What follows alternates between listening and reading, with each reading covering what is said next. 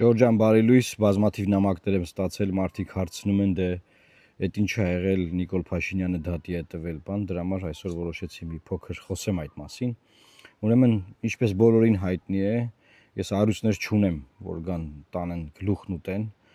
բիզնեսներով չեմ զբաղվում, որ գնան փակեն, ակտեր գրեն, չգիտեմ, հետապնդեն, երբևէ գործադիր որևէ պաշտոն չեմ զբաղեցրել, որ ասենք, չգիտեմ, մի հատ աուդիտ անեն, դեմ մի բան ման գան գտնեն։ Երբևէ հանրապետության նախագահ չեմ եղել, որ միլիարդներ թալանեմ, հետո ասենք կոպեկներ ապօրինի գույքով պահանջեն, եւ այն որ ասում են, գիտեք, կլասիկ քաղաքական գործին ոնց կան հետապնդեն, որը հնարավորինս անխոցելի մարդիկ են լինում, կլասիկ քաղաքական գործիչներ, այսինքն, որոնք մաքուր դասական քաղաքականությամբ են զբաղվում։ Փորձել քաղաքական խոսքի համար հետապնդել, որը մեծագույն աբսուրդ է, բայց հա, օքեյ, թող փորձեն։ Հիմա նայեք, քաղաքական գործին քաղաքական խոսքի համար հետապնդելը, դատի տալը, դա եվրոպական դատարանի կայացած նախադեպային իրավունքով, դա խայտարակություն է եւ յուրաքանչյուր քաղաքական գործիչ պաշտպանված է այն բանից, որ եթե ինքը մյուս քաղաքական գործին քննադատում է, ինքը չի կարող դրա համար հետապնդել, որովհետև քաղաքական գործիչները միմյանց քննադատում են։ Եվ ընդհանրապես միջազգային պրակտիկայում քաղաքական գործիչը քաղաքական գործին դատի չի տալիս։ Դա կանոն է, քաղաքականության կանոն է, բայց Հայաստանում քանի որ ոչ մի բանի կանոն չկա եւ ըստ էության խոսքը ինչի մասին է գնում, որ ես քննադատել եմ գործող վարչապետին, որը քաղաքացիական պայմանագիր կուսակցության վարչության նախագահն է, ես ով եմ, ես Լուսավոր Հայաստան կուսակցության խորհրդի նախագահն եմ, այսինքն երկու քաղաքական գործիչների մասին է խոսքը գնում։ Բայց հետարքին ինչն է, որ այդ քննադատությունը որքանով որ հասկացա, որտեվ հայցադյումը վերջնական չեն գտնում, կիսատ պրատա, Հայաստանում ամեն ինչ կիսատ պրատա, չէ՞ դեռ փոստով չեմ ստացել, մամուլում հրապարակվել է, բայց կիսատ, ինչ որ կիսատ է։ Ինչ որ այնտեղ խոսք կա մեջ բերված իմ ուղիղ եթերից, որ ընտրություններից հետո եմ արել, եւ այնտեղ մեջբերումը հետեւյալն է։ Ինչ է արել Նիկոլը, ԿՀ կայքում մուտքագրել է 0 ձայն։ Ինչու եմ ասում Նիկոլը, որովհետեւ համակարգը իշխանությանն է պատկանում։ Հիմա հարց ինչու է Նիկոլը sense կեղծել մեր տվյալները։ Ես ոչ չեմ պնդում, որ մենք անցողիկ ուժենք անցել ենք եւ այլն։ Այլ նա կեղծել է, որ թվերը նվազեցնի։ Եվ նման ձևով իմ հայտարարությունն է, որտեղ ես հստակ արձանագրությունները ձեռքիս եթերի մեջ ցույց եմ տալիս, երևի դիտել եք, կարող եք դիտել կա իմեջում, ցույց եմ տալիս, թե ինչ տեղամասեր կան, որ տեղամասերում, որ գրված է, որ 0 Լուսավոր Հայաստան 0 ձայն, հետո պարզվում է, որ 11 ձայն է այդ տեղամասում եղել։ Պատկերացնում եք քարոզարշավի ժամանակ։ Մենք ամեն մի ձայնի համար գնում, մարդուն համոզում, խոսում, զրուցում, ծրագիր ներկայացնում, բոլոր հարցերին այդ մարդու պատասխանում եւ վերջում մարդիկ գնում են այդ օրը ժամանակ են տրամադրում, գնում են ընտրական տեղամաս, 5 տարին մեկ երկրի կառավարման իրենց իրավունքից օգտվում են եւ մարդիկ բռնետը 0 են գրել։ 0։ Եվ դրա մասին է եղել իմ ուղիղ եթերը, ու ես չեք պատկերացնի ինչ հաճելի է, որ Հայաստանում մենք նաև ունենալու ենք նման նախադեպեր, որովհետև պետքա դատարան դիմողը, այսինքն Նիկոլ Փաշինյանը, պետքա ապացուցի, որ ինքը վիրավորվել է, օրինակ, չգիտեմ, գրած չի, դա եմ ասում, հացադյումը վերջնական չկա։ Օրինակ ինքը վիրավորվել է, որ իրան ասեն ընտրակեղծարար, ենթադրում եմ դա է, որտեղ մամուլում դա է լուսաբանվում։ Okay, շատ լավ։ Հիմա ինքը պետքա գա դատարան եւ ասի, թե ինչ է զգացել այդ պահին, երբ որ նայել է այդ տեսա ուղերձը եւ ինչ ապրումներ ա ունեցել է, որ իրան ասել են դու ընտրակեղծարար ես եւ սկսի հիմնավորել, թե ինքը ոնց է վիրավորվել, որտեղ ուրիշ ձև չկա, որ ինքը կարողանա այդ դատը կրել։ Այսինքն պետք է ինքը գա դատարան, ցուցմունք տա, որպես տուժող, քաղաքացիական գործով լավ տես տուժող չի, բայց տուժող է էլի, եթե վիրավորվել է, ու հիմնավորի ոնց է ինքը վիրավորվել, ինչ է զգացել այդ պայն, ինչ ապրումներ ա ունեցել, բան։ Բնականաբար ինքը մտածում է պետքա փաստաբան ուղարկի, փաստաբանը գա այդ հայցադույմը ներկայացնի, բայց չէ, նիետ, որովհետև ինքը ինձ է դատի տվել, իսկ ինձ որ դատի է տվել, դա նույնն է ոնց որ ինչ անես, չգիտեմ։ Գնաս ասենք Ռոնալդոյի հետ ֆուտբոլ խաղաս, էլի, ասենք անիմաստ։ Լավ, շատ լավ, դատի է տվել, մենք միջնորդվելու ենք բնականաբար, որ հայցվորը Նիկոլ Փաշինյանը գա դատարան։ Նկարագրի ինքը ոնց է վիրավորվել այդ պահին, որ լսել է, որ ես ասում եմ, որ ինքը կեղծել է մեր ձայները, 0 է գրել, որովհետև պարզ է, այդտեղի խոսքից պարզ է, որ խոսքը գնում է պետական համակարգի մասին, որի գլխին կանգնած է Նիկոլ Փաշինյանը, որը չի թողել ոչ մի անկախ ինստիտուտ եւ ԿՀ-ն որպես անկախ ինստիտուտ չի համարվում եւ հետեւաբար ինքնապատասխանատու հենց դրա համար էլ իրեն է վերագրվում այդ բոլոր կեղծիքները, այսինքն եթե մի քիչ բարդ է հասկանալ այդքանը շատ པարզ է, բայց մարդը դե վիրավորվել է, շատ ընտիր է,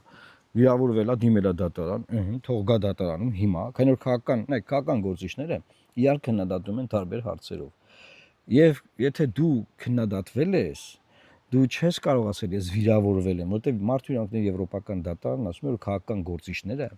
բարձրաստիճան պետական պաշտոնատար անձինք ավելի նվազ պաշտպանություն ունեն, քան սովորական հասարակ մարդիկ։ Ցանկացած հասարակ մարդ կարող է դիմել վիրավորանքի համար դատարան, որտեղ ինքը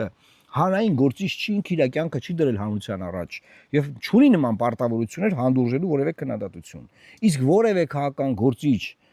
տվյալ պարագայում առավել եւս հարկերի հաշվին ապրող երկրի վարչապետ պետքա հասկանա, որ քննադատությանը պետքա բանանի հանդուրժող վերաբերվի, իսկ բոլորը գիտեն, որ իմ ուղի եթերներում իմ քաղաքական խոսքը դա կլինի ազգային ժողովի ամբիոնից, որտեղից որ կլինի, ես մարդկանց անձնական բնույթի վիրավորանքներ երբեք չեմ տալիս։ Եթե իհարկե ինձ չեն վիրավորում, ես հետ պատասխանեմ, օրինակ եղել են նման դեպքեր։ Բայց որպես այդպիսին քննադատության մեջ ես վիրավորանքներ չեմ օգտագործում, որովհետև ես զբաղվում եմ դասական քաղաքականությամբ, մեր խոսքը քաղաքական խոսք է, եւ հետեւաբար դասական քաղաքականությամբ զբաղվող մարդուն, մանավանդ ինձ փաստաբան, նման հարցով դատի տալը դա մի հատ ծուղակ է, մարդն երևի ծուղակի մեջ, չգիտեմ ով է խորհուրդ տվե բան, շատ լավ։ Ուրախ ենք, որ ասում հանդիպենք դատարանում, բայց այս չի ավարտվելու էլի այդպես, որովհետև այնտեղ մենք միջնորդելու ենք Վահագն Հովակիմյանին գա դատարան, միջնորդելու ենք ՍԱՀԿ անդամները գան դատարան, կարող միջնորդենք 2000 տեղամասերում հանձնաժողովի նախագահները գան դատարան, միջնորդենք 2000 տեղամասերի նախագահների տեղակալները գան դատարան, կարող միջնորդենք 2000 տեղամասերի բոլոր անդամներին հրավիրենք դատարան, այսինքն բանը էլի մի հատ սա process է, որը որ մեկ սկսվում է, ինքը այտենց մանրամասն պետք է գնա, էլի մենք պետք է բոլորը գան, վկայություն տան, խոսեն, մենք հասկանանք վերջին հաշվով ինչ ա եղել, որ 0 են գրել, իմ այդ եթերներից հետո վերականգնվել է 208 ձայն, եթե չեմ սխալվում այս բանին, վերականգնվել է, որտեղ 0 է եղել, հետո վերականգնել են իրենք։ Հիմա ես էի այդ լայվերը չէի անում, այդ 208 ձայնը դուք վերականգնելու էիք, կամ ուրիշ բան ասեմ, որ 208 ձայնը մենք բացահայտ ցույց ենք տվել, դուք վերականգնել եք։ Քրեական գործ, ինչ որ մեկին պատասխանատվության ենթարկել, որևէ բան եղել է, որևէ բան արել եք, բնականաբար ոչ։ Եվ հիմա փոխանակ դուք ինքներդ ձեր խայտարակությունից խուսափեք, փախնեք, գնաք միտեղ մկանցակին $1000 տակ, եմ ասում, մկանցակին $1000 են տալիս։ Դուք եք դատի տալիս։ Լուրջ եք ասում։ Շատ լավ, շատ լավ։ Ուրեմն սիրելի հայրենակիցներ, սրա մասին է խոսքը դնում։ Էսա,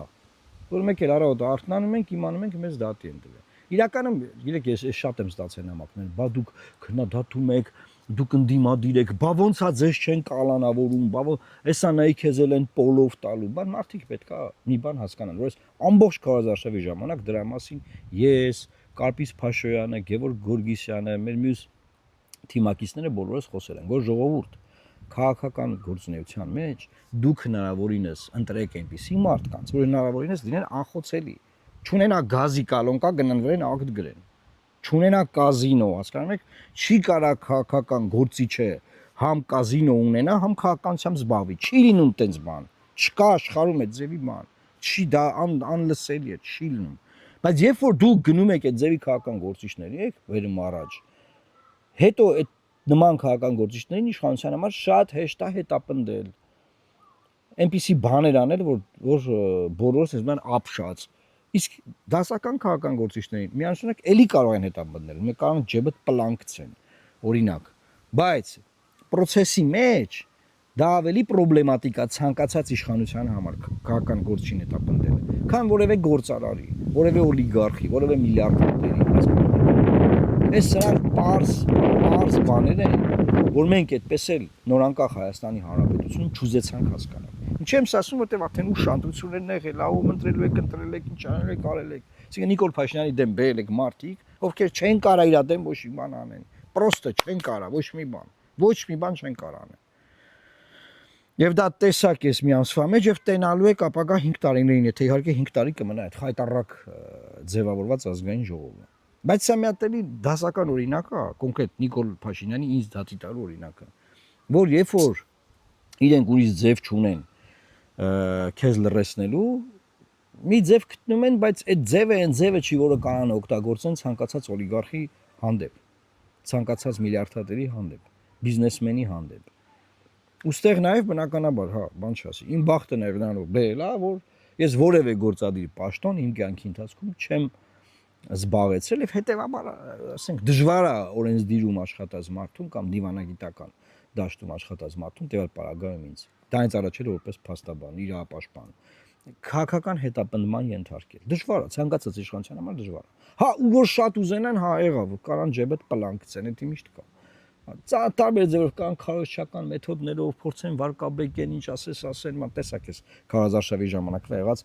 այլանդակությունները։ Բայց սա մի դաս է, այս դատի տալու գործը, այս process-ը, դաս է բոլորի համար, որ բոլորս ֆիքսենք։ Ժողովուրդ ջան, կանգնեք քաղաքական մարդկանց կողքին, որ ձեր շահերը կարողանան պաշտպանել։ Այլապես այն գործիչները, որոնք քաղաքական գործիչ են, իրենց հրճակել, բայց քաղաքական գործիչ չեն, այդ մարդիկ չեն կարողանալ ձեր շահը պաշտպանել, որտեղ իրենց շահն էլ չեն կարողանալ պաշտպանել։ Եվ դա մենք տեսնում ենք այսօրվա ընթացքում, այս process-ի ընթացքում։ Սա է ուզում ես ասել, եւ ես ձեզ ասեմ, ոչ թե ինձ ուզում են լրացնել, որտեղ ես խոսում եմ, դա շատ կարեւոր պահ է, այլ ինձ ուզում են լրացնել, որովհետեւ դուք ինձ լսում եք, որտեղ հազարավոր մարդիկ ինձ լսում են։ Դրա համար են ուզում ինձ լրացնել, բայց դե բնականաբար դա չի ստացվելու։ Ընտրում եմ մեկնաբանություններում ձեր կարծիքները գրեք, արձագանքեք եւ անպայման տարածեք, որ մեր YouTube-ի ալգորիթմները լավ աշխատեն եւ մեր ուղերձները, մեր խոսքը, մեր քննարկումները հնարավորինս շատ մարդկանց տեղ հասնի։ Այսօր Հայաստանում Վարդավառ է, Հիսուս Քրիստոսի պայծառակերպության տոնն է, ինչի առիթով էլ ես շնորհավորում եմ Հայաստանի Հանրապետության քաղաքացիներին եւ հայ ժողովրդին։ Լավ մնացեք եւ Աստված պահապան Հայաստանի Հանրապետությանը։